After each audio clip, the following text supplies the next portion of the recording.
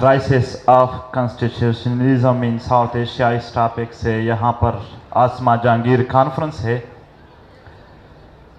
सबसे पहले आसमा जहांगीर फाउंडेशन को सलाम के महकूम और मजलूम तबकों को यहाँ खुलकर इजाज़त होती है कि वो बात कर सके, और शायद ये आसमा जहांगीर की स्पिरिट है कि वो इस चीज़ को। मेरा टॉपिक तो यहाँ पर इन्फोर्स डिसअपीयरेंस के साथ है, मगर थोड़ा इस पर बात करते हैं। 2001 में वार ऑन टेरर के नाम से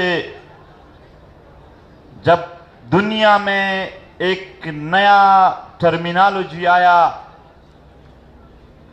तो इस वार ऑन टेरर को फॉलो करने के लिए दुनिया का पता नहीं, मगर हमारे इलाके में स्टेट ऑफ एक्सेप्शन कायम कर दिया गया। स्टेट ऑफ एक्सेप्शन में भी यहां पर किसी ने एग्रेगो एगाम्बन, जो एक इटालियन राइटर है, उसका एक बुक है स्टेट ऑफ एक्सेप्शन, जो उन्होंने इटली मेसेलिनी पीरियड में और नाजीज के दौर में जर्मन में जो स्टेट ऑफ एक्सेप्शन था वो बयान किया गया है। उसी तरह एक स्टेट ऑफ एक्सेप्शन पैदा किया गया। स्टेट ऑफ एक्सेप्शन की मानी यानी जो नॉर्मल रूल है वो चेंज कर दी गई। इवन यहां फौजियों के वर्जिया भी चेंज हो गए उसके साथ, और एक नैरेटिव पैदा की गई कि यहां पर कौमी सलामती को खतरा है, और फिर इस नाम पे कारोबार शुरू हो गया।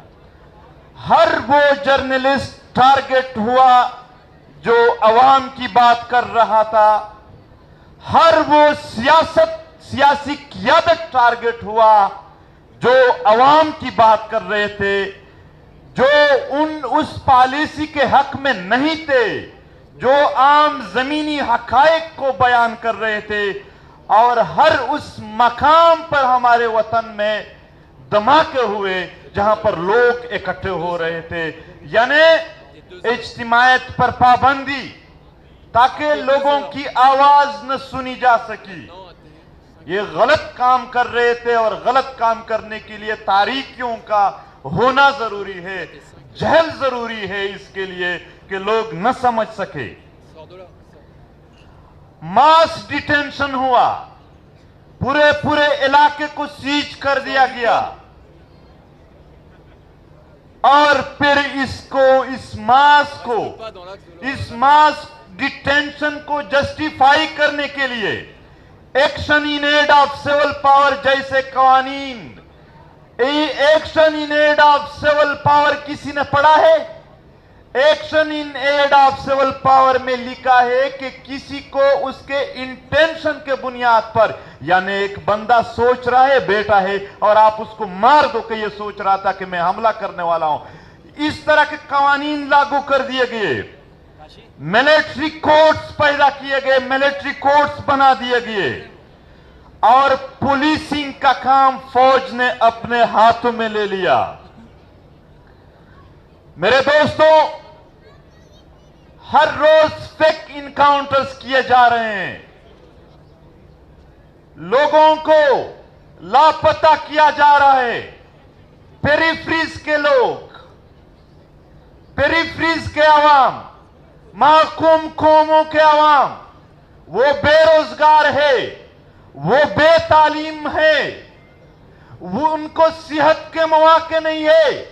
रियासत को चाहिए था कि उनको सेहत के मौके देते, तालीम देते, रोजगार देते, मगर उनको जहनी तवाज़ुन मुकम्मल खराब करने के लिए माओ बहनों को लाशें मिले, मिसिंग पर्सन मिले, लापता अफराद मिले।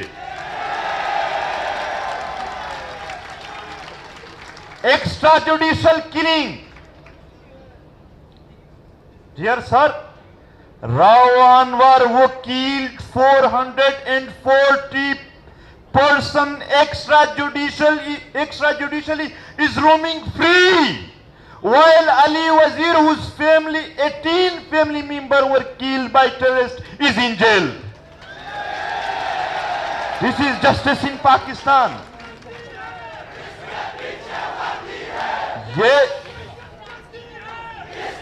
ये पाकिस्तान में इंसाफ था. ये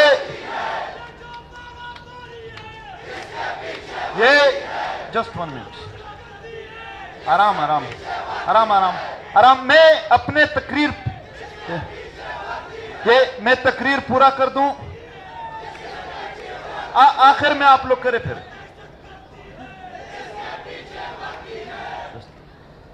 देखो, और रियासती जबर को, इस पॉइंट को नोट करें, रियासती जबर को कवर करने के लिए ऐसे ऐसे ग्रुप्स बना दिए गए कि उनके जुल्म के बाद किसी मजलूम के जहन में इंसाफ और अदालत की कोई तवक्को न रहे. यानी तालिबान, यानी बलूचिस्तान में डेथ स्क्वाड्स, वो ऐसे ऐसे तरीके बना दिए गए कि आम आवाम के जहन में ये कोई आफत समझे और वो अदालत और इनकी तरफ कोई रुजू भी न कर सके.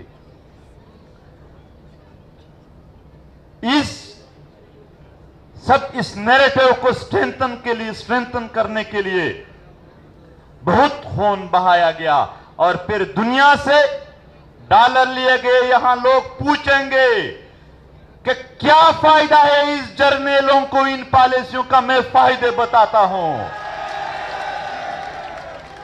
जब ये बदअमनी पैदा कर देते हैं, फिर अमन के नाम पर जब आ जाते हैं तो जो मिनरल्स होते हैं, जो रिसोर्सेज होते हैं, उन पर कब्जा कर देते हैं और फिर बैरूनी दुनिया से इस नाम पर कि हम तो दहशतगर्दी के खिलाफ लड़ते हैं, डॉलर लेते हैं. हमको बैरूनी फंड कहने वाले लोगों, उनको एक पैसे का सबूत नहीं है, जबकि ये खुद 33 अरब डॉलर ले चुके हैं. अरबों डॉलर ले गए कि हमने यहां पर दहशतगर्दी को खत्म करना है. यार नारेबाजी नहीं. मैं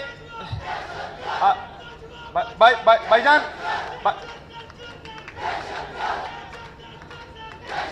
मुझे कंप्लीट करने दे, फिर आखिर में आप लोग देखो.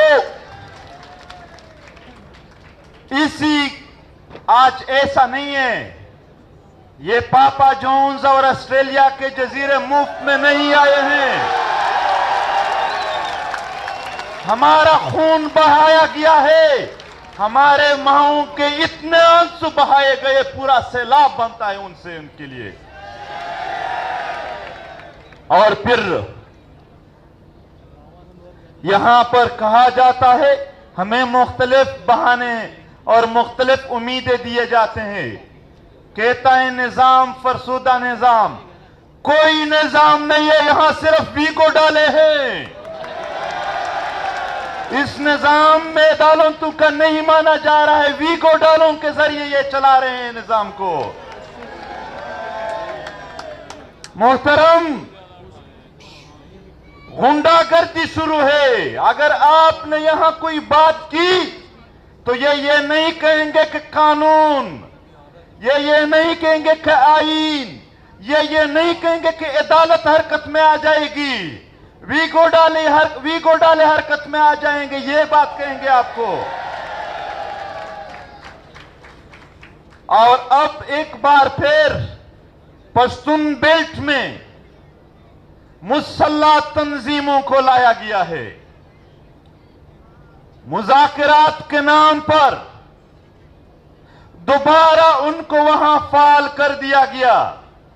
20 साल ऑपरेशन हुए, 20 साल लोगों का खून बहाया गया इस मकसद के लिए. देखो 20 साल में क्या क्या नहीं हुए. एपीएस के बच्चों का खून बहाया गया, क्वेटा के वकला का खून बहाया गया और इस वतन के हर घर का और हर तबका फिक्र के लोगों का खून बहाया गया। आखिर में कहा गया कि अब हम दोबारा ला रहे हैं। तो फिर ये 20 साल का ड्रामा किस लिए किया था? दोबारा लाए गए, सवात में, बुनेर में, बाजावड़ से लेकर वजीरिस्तान तक पूरे कबायली पट्टी में दोबारा हालात खराब कर दिए गए हैं। मगर इस बार पश्तून अवाम अपने सरजमीन पर किसी भी दहशतगर्दी को नहीं मानते हैं, न छोड़ेंगे। वहां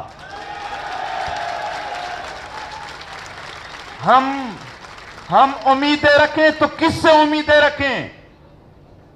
पार्लियामेंट से। पार्लियामेंट जर्नलों के इजाजत के बगैर हमारे अमन के लिए एक मीटिंग भी नहीं कर सकती है। मीडिया से उम्मीदें बांधे, ये मीडिया जर्नलों के इजाजत के बगैर एक टिकर नहीं चला सकते हैं।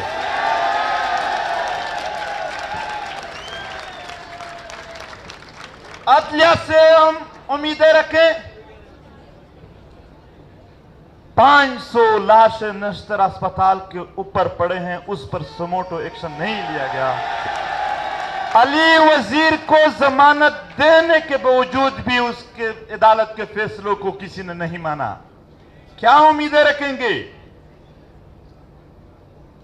हम अभी ये चंद हफ्तों से पश्तून बेल्ट में इख्तिजाजी मुजाहरे जारी है।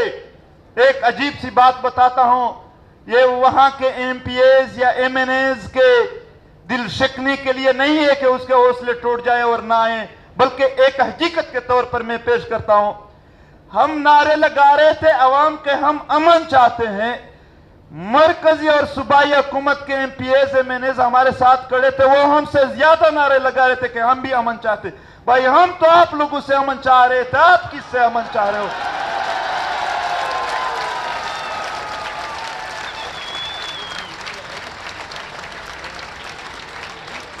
भाईजान, जब तक मैंने बात पूरी नहीं की तब तक मैं नहीं बैठूंगा। सही है?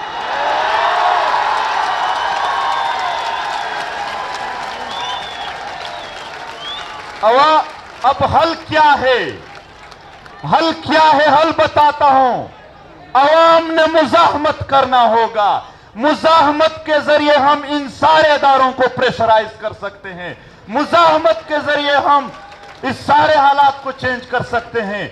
अवाम खुद उठेंगे तो उनकी बात सुनी भी जाएगी और मानी भी जाएगी।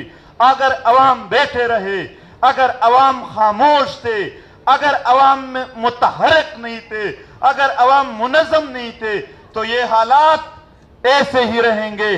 और मैं यहां पर मौजूदा हुकूमत की एक बात करता हूं। ये जब अपोजिशन में थे तो हर रोज अली वजीर के प्रोडक्शन ऑर्डर का मुतालबा करते थे।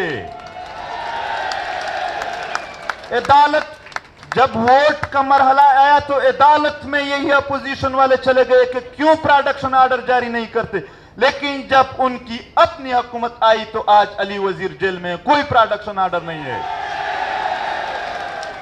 वजीर आजम को अली वजीर का वोट चाहिए था, मगर आज अली वजीर के लिए एक लफ्ज भी अदा नहीं किया इसने।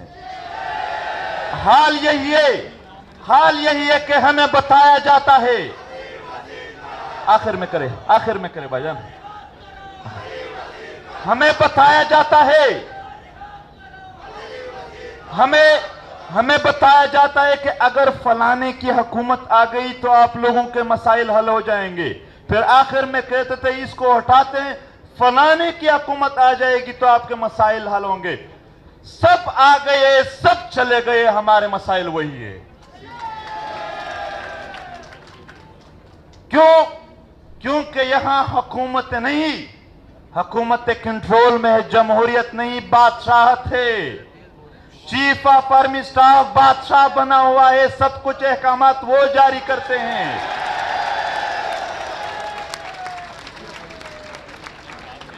जमहूरी ये अख्तर जान मिंगल बैठे हैं, ये हमारे मुअज़्ज़ज़ शुरका बैठे हैं। पाकिस्तान के आईन और अदालत हम सब मानते हैं, जर्नल नहीं मानते ईसाई और अदालत को, इसलिए वो किसी भी मिसिंग पर्सन को अदालत में पेश नहीं करते हैं। क्या उसका पाकिस्तान के अदालतों पर यकीन नहीं है? मगर एक कारोबार बनाया हुआ है इनसे।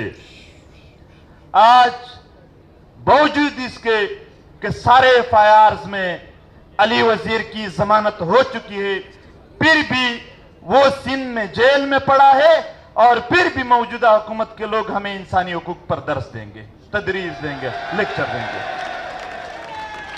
आए काफी सुनाया, आइंदा भी सुनेंगे, मगर उम्मीदें नहीं होंगे फिर हमारे। दोस्तों, यहां ही करीब रियाज खान यूनिवर्सिटी का एक स्टूडेंट है, वो जेल में पड़ा है और आज उसके लिए कोई बात नहीं है। मैं आसमा जहांगीर फाउंडेशन और जितने भी दोस्त हैं उनका शुक्रिया अदा करता हूं। शायद हमारी बातें बाज लोगों के लिए, बल्कि मैं स्पेशल कहूंगा फौजी जर्नलों के लिए तल्ख होंगे, मगर यह एक हकीकत है और हम हकीकी जिंदगी गुजारते हैं। हम बेमकसद, बेमानी और ऐसी मुनाफिक जिंदगी नहीं गुजार सकते हैं कि जुल्म जबर के सामने हम यानी घुटने टेकते। हम खड़े रहेंगे इस्लाम के लिए। शुक्रिया, बहुत बहुत शुक्रिया। वक्त भी ज्यादा लिया, मगर आसमा जहांगीर फाउंडेशन जिंदाबाद। थैंक यू वेरी मच मंजूर पश्तीन।